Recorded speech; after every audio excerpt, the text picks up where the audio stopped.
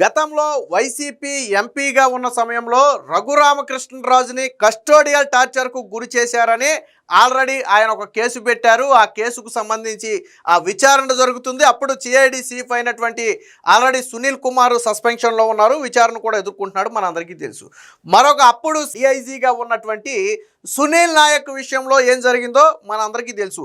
బీహార్ క్యాడర్కు చెందినటువంటి ఈయన జగన్మోహన్ రెడ్డి హయాంలో కావాలని తీసుకువచ్చి సిఐడి విభాగంలో పోస్టింగ్ ఇప్పించి అప్పుడు జగన్మోహన్ రెడ్డికి కావాల్సినట్టుగా ఆడించుకున్నాడు. కేవలం ఇక్కడ రఘురామకృష్ణరాజు కేసు ఒక్కటే కాదు, గతంలో సోషల్ మీడియాలో పోస్టులు పెట్టినటువంటి టీడీపీ కార్యకర్తల అరెస్టు దగ్గర మొదలుపెట్టి కొల్లు రవీంద్ర కావచ్చు, అచ్చెన్నాయుడు కావచ్చు, లేదా ధూళిపాల నరేంద్ర కావచ్చు, చింతమనేని కావచ్చు, ఇలా అనేక మందిని కొల్లు రవీంద్ర కావచ్చు, ఇలా అనేక మందిని గతంలో వేధించినటువంటి వాటిల్లో కూడా సునీల్ నాయక్ పాత్ర ఉంది అనేది ప్రధాన ఆరోపణ. సరే, ఏది ఏమైనా కస్టోడియల్ టార్చర్కి సంబంధించి కేసు నమోదైంది.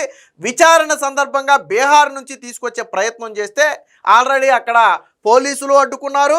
స్థానిక కోర్టు కూడా ఆ ట్రాన్సిట్ వారెంట్ ఇవ్వడానికి నిరాకరించింది. సరే, ప్రస్తుతానికి వీళ్ళు హైకోర్టుకో సుప్రీంకోర్టుకి వెళ్ళే ప్రయత్నంలో ఉన్నారు, అది పక్కన పెడదాం. అయితే ఇప్పుడు సునీల్ నాయక్ను రక్షించడం కోసం ఏకంగా బీహార్ ప్రభుత్వం చట్ట సవరణ చేయటం అనేది దేశవ్యాప్తంగా సంచలనంగా మారింది. వాస్తవానికి ఏ ఐపీఎస్ కానీ ఐఏఎస్ అధికారి కానీ తప్పు చేసి ఉంటే, సంబంధిత ఆధారాలు ఉంటే కోర్టు ఆదేశాలకు అనుగుణంగా వారిని విచారించవచ్చు, అది కేంద్ర ప్రభుత్వం చెబుతుంది. అయితే గతంలో కేంద్ర ప్రభుత్వం ఒక చట్ట సవరణ తీసుకొచ్చింది.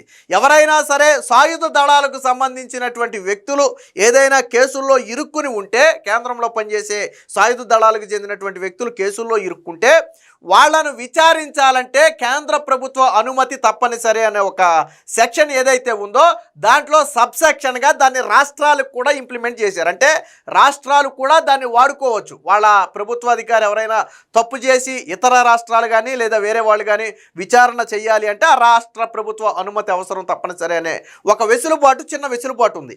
ఆ వెసులుబాటుని ఆసరాగా చేసుకుని నిన్న బీహార్ ప్రభుత్వం ఏకంగా ఆ గెజిట్ నోట్ విడుదల చేసింది. అంటే ఇక సునీల్ నాయక్ను విచారించాలి అన్నా, అరెస్టు చేయాలి అన్నా బీహార్ ప్రభుత్వ అనుమతి తప్పనిసరి. ఇక్కడ క్వశ్చన్ మార్క్ ఏంటంటే, ఎందుకు సునీల్ నాయక్ మీద ఎందుకు సునీల్ నాయక్ దొరికితే ఎవరు ఇబ్బంది పడతారని భయపడుతున్నారు, ఎందుకు సునీల్ నాయక్ని ఇంతలా కాపాడుతున్నారు? వాస్తవానికి సునీల్ నాయక్ని రాష్ట్రానికి తీసుకొచ్చినంత మాత్రాన ఆయనకి జైలు శిక్ష పడిపోద్దని కాదు. ఆల్రెడీ ఇక్కడ ఉన్న ఐపీఎస్ అధికారులందరూ ఖాళీగానే ఉన్నారు. కానీ ఎందుకు అంటే సునీల్ నాయక్ దొరికితే మరికొన్ని ఆధారాలు దొరుకుతాయనే ఒక భయంతో సునీల్ నాయక్ని కాపాడటం కోసం చేస్తున్నటువంటి ప్రయత్నం. మరి ఇందులో బీహార్ ప్రభుత్వం ఎందుకు స్పెషల్ ఇంట్రెస్ట్ తీసుకుందనేది తెలియాలా. ఎవరు ఇన్ఫ్లుయెన్స్, బీహార్ ప్రభుత్వాన్ని ఎవరైనా ఇక్కడ నుంచి ఇన్ఫ్లుయెన్స్ చేశారా? సునీల్ నాయక్ దొరకకుండా ఉండాలి అనే అవకాశం ఎవరికి ఉందంటే జగన్మోహన్ రెడ్డికే ఉంటుంది. జగన్మోహన్ రెడ్డి అంటే ఆయనకి కాదు, ఆ ప్రభుత్వంలో జరిగింది కాబట్టి ఏదన్నా ఇబ్బంది వస్తే జగన్మోహన్ రెడ్డికే చెడ్డ పేరు.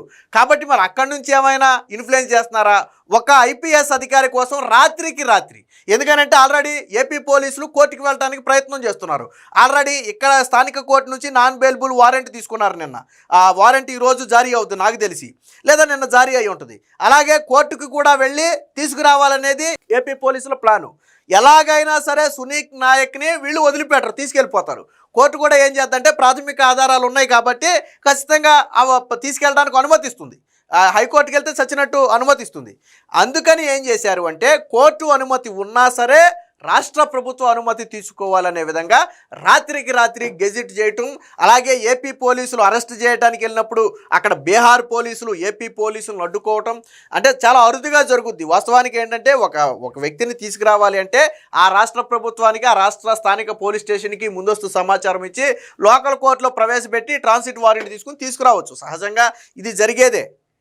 కానీ ఎందుకు బీహార్ ఇప్పుడు దీని మీద ఇంత హడావిడి చేస్తుందనేది ఎవరికి అర్థం కావట్లేదు. అంటే సునీల్ నాయక్ పైగా ఇప్పుడు సాధారణంగా ఒక ఐపీఎస్ అధికారి అయిన తర్వాత రాజకీయాలకి వాటికి కొద్దిగా దూరంగా ఉండాలి. అంటే ఘటనలు ఏం జరిగినా వాళ్ళు రాజకీయాలు ఇన్వాల్వ్ అవ్వకూడదు. కానీ ఇటీవల సునీల్ నాయక్ని అరెస్ట్ చేయడానికి వెళ్ళిన సందర్భంలో ఆయన సోషల్ మీడియాలో ఒక పోస్ట్ పెట్టాడు. నేను దళితుడిగా పుట్టడమే తప్ప, దళితుడిగా ఉన్నందుకు నన్ను వేధిస్తారా అని ఒక పోస్ట్ పెట్టాడు. సో ఇది పూర్తిగా ఒక ఐపీఎస్ అధికారి కానీ ఐఏఎస్ అధికారి కానీ పెట్టాల్సిన పోస్ట్ కాదు. వాళ్ళకు తెలుసు చట్టం ముందు న్యాయం ముందు కులాలు మతాలు ఉండవనేది బాగా చదువుకున్న వాళ్ళకే తెలుసు. చదువుకున్న వాళ్ళకే తెలుసు, మనకు తెలిసినా తెలియకపోయినా వాళ్ళకి బాగా తెలుసు వాటి గురించి. అంటే చట్టం ముందు కులం మతం అనేది ఉండదు. చట్ట ప్రకారం శిక్షించాలి అంటే నువ్వు అగ్రవర్ణానికి చెందినవాడివా అణగారిన వర్ణానికి చెందినవాడివా అనేది కోర్టు ముందు పనిచేయదు. అది వాళ్ళకి తెలుసు. అయినా కూడా రాజకీయం రేకెత్తించడానికి ఆంధ్రప్రదేశ్లో అపోజిషన్ పార్టీలో ఉన్న వైసీపీ పార్టీకి కొంత బలమో ఊతమో వాళ్ళ సోషల్ మీడియాకి ఊతమో ఇవ్వడానికి చేసినటువంటి ప్రయత్నం అది. దీన్ని పట్టుకుని వైసీపీ సోషల్ మీడియా మీరు దళితులను వేధిస్తారా, దళితులను ఇబ్బంది పెడతారా అని చెప్పి వైసీపీ సోషల్ మీడియా మొదలుపెట్టింది. సరే, వైసీపీ సోషల్ మీడియా అంటే నిశానిగాళ్ళు 5 రూపాయల కోసం వాళ్ళు ఏదో పాపం పాకులాడతారు. నేనేమి వాళ్ళ తప్పు కొట్టట్లా, వాళ్ళు పొట్ట కొట్టాలని నేను అనుకోలే. వాళ్ళు 5 రూపాయల వాళ్ళ ఆ పేటీఎం లేకపోతే వాళ్ళకి బ్రతుకు తెరుగు ఉండకపోవచ్చు బహుశా. దీన్ని ఆ నమ్ముకుని బ్రతుకుండొచ్చు. కాబట్టి వాళ్ళు ఏ ప్రచారం చేయమంటే ఆ ప్రచారం చేస్తారు. కానీ నువ్వు ఐపీఎస్ కదా, చదువుకున్నావు కదా, మరి చట్టం ముందు కులం మతం రాజకీయం ఏం ఉండవని తెలియదా? సునీల్ నాయక్కి తెలుసు కదా, చదువుకున్న వ్యక్తి కదా. నువ్వు తప్పు చేయలేదనుకో, నువ్వు చెప్పాల్సింది ఏంటంటే గత ప్రభుత్వ హయాంలో నాకు తెలిసి నేనేమీ తప్పు చేయలేదు, అక్కడి వరకు చెప్పు, తప్పులేదు. నేను తప్పు చేయలేదు అని చెప్పడం తప్పు కాదు. కానీ నేను దళితుడిగా పుట్టడమే నేరమా, దళితుడిగా పుడితే వేధిస్తారా? నువ్వు దళితుడిగా పుట్టావని తీసుకొచ్చి జగన్మోహన్ రెడ్డి తీసుకొచ్చి నీకు పోస్టింగ్ ఇచ్చాడా? కాదు కదా. అంటే ఆ కులం కార్డు వాడి సెంటిమెంట్ రాజేయటం. ఇక్కడ ఏపీలో అపోజిషన్కు కొంచెం ఊతం ఇవ్వటం. సరే, ఎంతకాలం సాగుతో చూద్దాం. ఇది కూడా దీనికి సంబంధించిన వార్త కూడా ఒకటి వచ్చింది, ఒకసారి చూద్దాం. బీహార్ మార్కు కిరికిరి, సునీల్ నాయక్కు చట్టపరమైనటువంటి రక్షణ, అరెస్టు చేయాలంటే అనుమతి కావాల్సిందే, ఏకంగా బిఎన్ఎస్ఎస్ చట్టానికే సవరణ. కేంద్ర బలగాల కోసం కేంద్రం తెచ్చిన సెక్షన్ అది. అందులోని వెసులుబాటును వాడుకున్న బీహార్ రాష్ట్ర పోలీసు బలగాలకు వర్తించేలా మార్పు. వాస్తవానికి అది కేంద్ర బలగాల కోసం తెచ్చినటువంటి ఒక చట్టాన్ని వాళ్ళ రాష్ట్ర బలగాలకు కూడా వర్తించే విధంగా రాత్రికి రాత్రి ఒక గెజిట్ అయితే విడుదల చేశారు. మా వాళ్ళు ఎక్కడ ఏ రాష్ట్రంలో ఎలాంటి కేసుల్లో ఇరుక్కున్నా సరే మా వాళ్ళు కాబట్టి మేము అండగా ఉంటాం అని బీహార్ సర్కార్ తేల్చేసింది. ఏకంగా భారతీయ నాగరిక సురక్ష సంహిత బిఎన్ఎస్ఎస్ సెక్షన్కే సవరణ చేసింది. Deputy speaker Raghuramakrishnaraju custodial torture కేసులో సునీల్ నాయక్ విషయంలో చేసింది. దీనికి సంబంధించిన వార్త వచ్చింది, చూద్దాం. ఆరోపణలు ఎదుర్కొన్న తమ స్టేట్ క్యాడర్ ఐపీఎస్ అధికారి సునీల్ నాయక్ ఇలా అండగా నిలిచింది. వాస్తవానికి సునీల్ నాయక్ స్వస్థలం పల్నాడు జిల్లా కారంపూడి మండలం. ఆయన స్వస్థలం ఆంధ్రప్రదేశే, అందులో డౌట్ లేదు. ఆయన స్వస్థలం ఆంధ్రప్రదేశే. కానీ క్యాడర్ మాత్రం ఐపీఎస్ క్యాడర్ మాత్రం బీహార్ క్యాడర్. సో ఇక్కడ ఆ బీహార్ ఏం చేసిందంటే మా క్యాడర్ కాబట్టి మేము కాపాడుకుంటామని ఏదో చెప్తుందో ఏమిటో అర్థం కావట్లేదు. ఇప్పుడు ఆయన్ను ఏపీ పోలీసులు అరెస్ట్ చేయాలంటే ముందుగా బీహార్ ప్రభుత్వ అనుమతి తీసుకోవాల్సిందే. బిఎన్ఎస్ఎస్ చట్ట ప్రకారం కల్పించిన చిన్న వెసులుబాటు ఆధారంగా బీహార్ ప్రభుత్వం ఈ రక్షణ కవచం ఏర్పాటు చేసింది. ఈ పరిణామం దేశవ్యాప్తంగా సంచలనంగా మారింది. ఒక రాష్ట్రం తన క్యాడర్ అధికారిని కాపాడుకునేందుకు ఏకంగా చట్టంలో సవరణ చేయటం, గెజిట్ నోటిఫికేషన్ ఇవ్వటం ప్రాధాన్యత సంతరించుకుంది.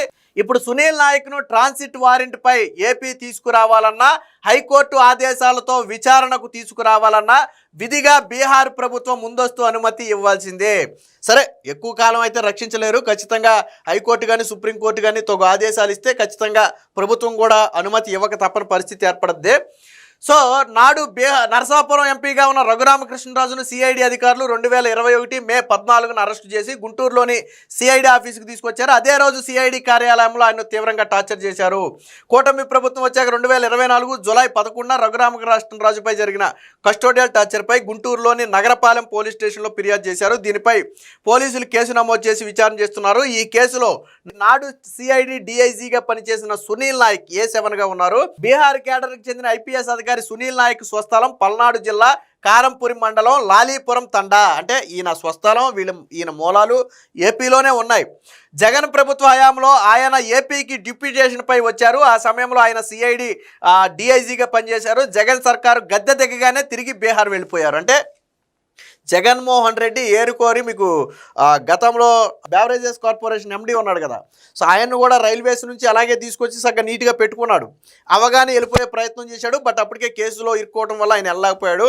ఇక్కడ కూడా సునీల్ నాయక్ ఏంటంటే జగన్మోహన్ రెడ్డి ఉన్నంతకాలం సిఐడిలో తాను చేయాల్సిన పనులన్నీ చేసేసి ఎప్పుడైతే ప్రభుత్వం మారిందో ఇక్కడ ఉంటే తనకు ప్రమాదం అని చెప్పి వెంటనే బీహార్ జంప్ అయిపోయాడు. అంటే వీళ్ళందరూ ఏమనుకుంటారంటే మనం పక్క రాష్ట్రం వెళ్ళిపోయి అరాచకాలు చేసేయచ్చు, వాళ్ళు ఏది చెప్తే అది చేసేసి తర్వాత మన సొంత రాష్ట్రానికి వెళ్ళిపోవచ్చని అనుకుంటున్నారు బహుశా. సో అలా ఎల్లకాలం చెల్లదు, చట్టాలు అన్నీ ఎల్లకాలం దానికి అనుమతించవు. ప్రస్తుతం బీహార్ అగ్నిమాపక విభాగం హోంగార్డ్స్ ఐజీగా పనిచేస్తున్నారు. తన కస్టోడియల్ టార్చర్ సమయంలో ఐపీఎస్ సునీల్ నాయక్ కూడా అక్కడ ఉన్నారని రఘురామకృష్ణరాజు పేర్కొనడంతో ఆయన్ని కేసులో అయితే ఇరికించారు. వాస్తవానికి ఏపీ పోలీసులు తీసుకొచ్చే ప్రయత్నం చేసి అక్కడ కోర్టులో ట్రాన్సిట్ వారెంట్ అడిగితే కోర్టు నిరాకరించింది. అలాగే స్థానిక పోలీసులు కూడా నాయక్ని తీసుకురాకుండా పోలీసుల్ని అడ్డుకునే ప్రయత్నం చేశారు. దీంతో ఏపీ పోలీసులు కోర్టు ద్వారా అరెస్ట్ వారెంట్ తీసుకుని సునీల్ నాయక్ను అదుపులో తీసుకునేందుకు వాస్తవానికి ఏపీ పోలీసులు మనకున్న సమాచారం ప్రకారం పాట్నాలోనే మకామేసి ఉన్నారు. ఇక్కడ కోర్టు నుంచి నాన్ బెయిలబుల్ వారెంట్ తీసుకెళ్లి అరెస్ట్ చేయొచ్చు అనే ఉద్దేశంతో ఉన్నారని తెలిసింది. ఎప్పుడైతే వీళ్ళు ఖచ్చితంగా ఇక సునీల్ నాయక్ని వదిలిపెట్టరు, ఖచ్చితంగా అరెస్టు చేసి తీసుకెళ్తారని బీహార్ ప్రభుత్వం భావించిందో, మరి బీహార్ ప్రభుత్వాన్ని ఎవరు ఇన్ఫ్లుయెన్స్ చేశారో తెలియదు. కానీ వెంటనే రాత్రికి రాత్రి వాస్తవానికి ఒక అధికారి కోసం వాళ్ళు చట్ట సవరణ చేసేసి గెజిట్ నోట్స్ విడుదల చేసి అంత చేయాల్సిన అవసరం లేదు. కానీ చేశారు అంటే మొత్తానికి వాళ్ళు కూడా ఏదో భయపడుతున్నటువంటి పరిస్థితి. సిఆర్పిసి స్థానంలో ప్రస్తుతానికి బిఎన్ఎస్ఎస్ 2023 చట్టం అమల్లో ఉంది. ఇందులోని సెక్షన్ 218 సబ్సెక్షన్ 2 కేంద్ర సాయుధ దళాలకు చెందిన ఏ సభ్యుడైనా తన అధికారిక విధి నిర్వహణలో ఉన్నప్పుడు పనిచేస్తున్న సమయంలో ఏదైనా నేరం జరిగితే కేంద్ర ప్రభుత్వ ముందస్తు అనుమతితోనే విచారణకు స్వీకరించాలి. ఇది కేంద్ర బలగాలకు సంబంధించినటువంటి అంశం.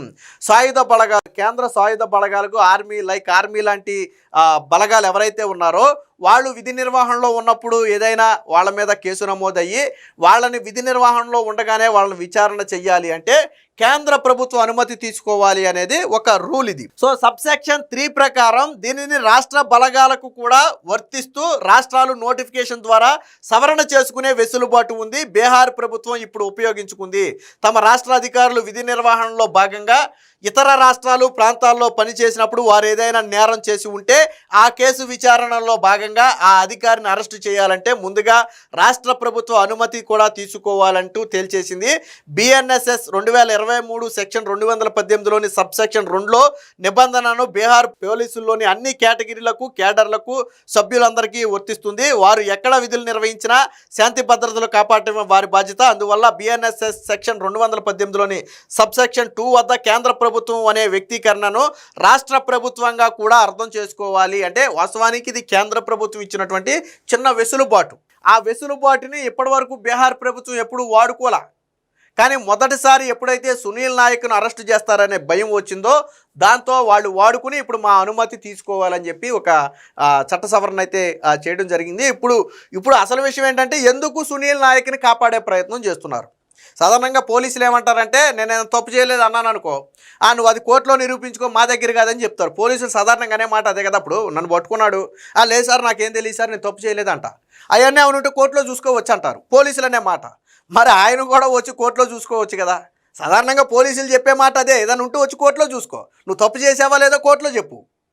మరి ఈయన కూడా తప్పు చేయకపోయి ఉంటే నువ్వేదో కులం కార్డు వాడావు కదా, మరి ఆ కులం కార్డే తీసుకొచ్చి కోర్టు ముందు వాడాల్సింది. అప్పుడు కోర్టు సమాధానం చెప్పేది. ఐపీఎస్ ఎలా చదివేవా, ఏ బుర్ర పెట్టుకుని ఐపీఎస్ చదివేవని అప్పుడు కోర్టు అడిగేది. వీటిని కోర్టు ముందు వాడరు, ఎందుకంటే కోర్టు గురించి తెలిసి వీళ్ళకి. కానీ సోషల్ మీడియాలో సెంటిమెంట్లు పొందడానికి, ఇతరులకు అవకాశం కల్పించడానికి మాత్రమే వాడుకుంటారు. ఏదేమైనా మొత్తంగా సునీల్ నాయక్ని ఇంత పకడ్బందీగా రక్షించే ప్రయత్నం చేస్తున్నారు అంటే సునీల్ నాయక్ గన దొరికితే ఖచ్చితంగా మరికొంతమంది ఇబ్బంది పడతారు. ఈ కేసు మరికొంత ముందుకు వెళ్ళి సాక్ష్యాధారాలు దొరికే ప్రమాదం ఉందని భయపడుతున్నారు అనేది స్పష్టంగా అర్థమైంది. మరి దీని మీద ఏపీ పోలీసులు ఎలా రియాక్ట్ అవుతారనేది వేచి చూడాలి.